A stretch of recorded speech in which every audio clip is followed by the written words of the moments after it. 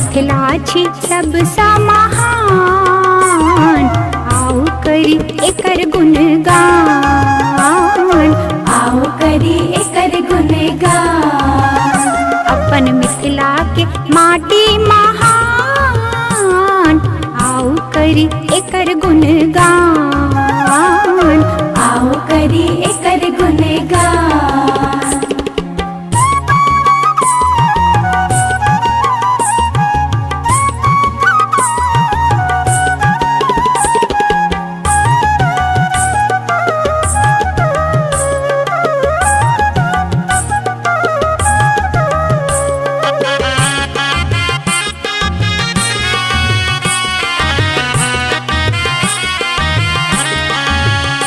अहि पावन भूमि के धिया सीता रहैथ, जतै राम पाहुन शिव उगना भेलैथ।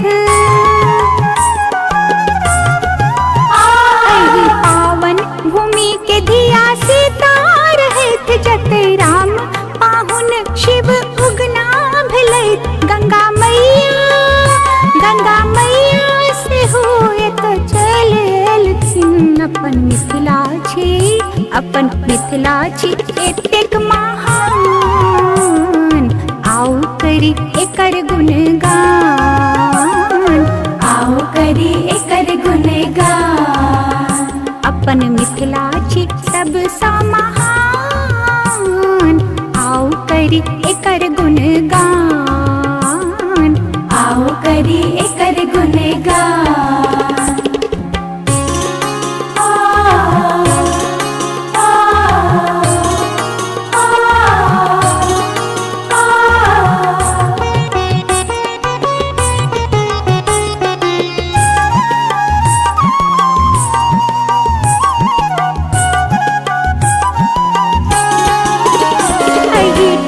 कवि कोकिल विद्यापति भेला, ज्ञानी मंडन अयाची वाचस्पति छला। एहि ठाम कवि कोकिल विद्यापति भेला, ज्ञानी मंडन अयाची वाचस्पति छला। घरे घरे भारती फामती भेटथिन, अपन मिथिला छी एतेक महान, आओ करी एकर गुणगान, आओ करी एकर गुणगान।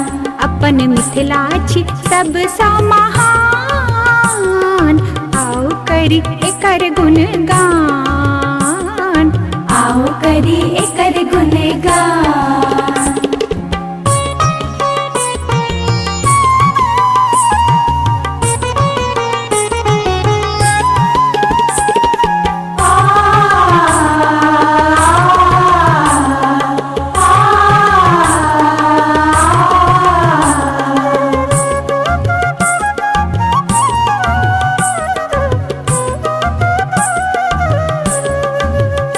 भाषा मिठगर एहन सबके मोहित करे, जतै सुग्गा से हो वेद मंत्र पढ़े।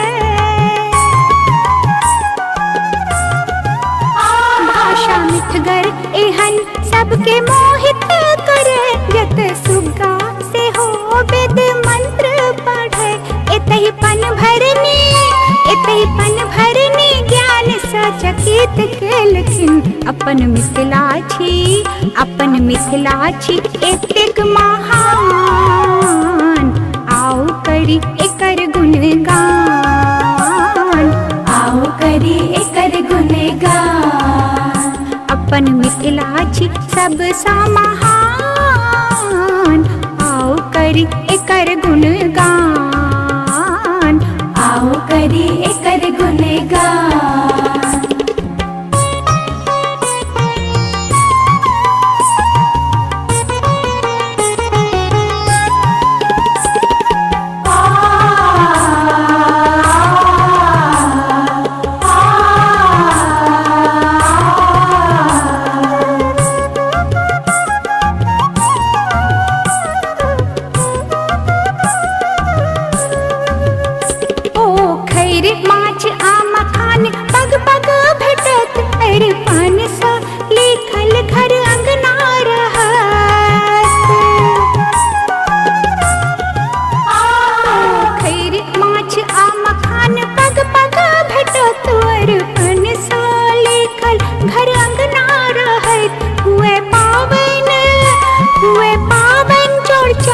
सब सामा खेलथिन अपन मिथिलाची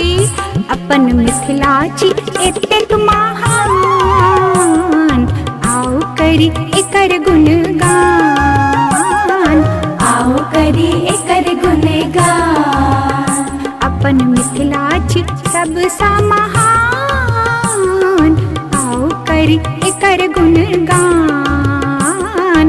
आओ करी एकर गुणगान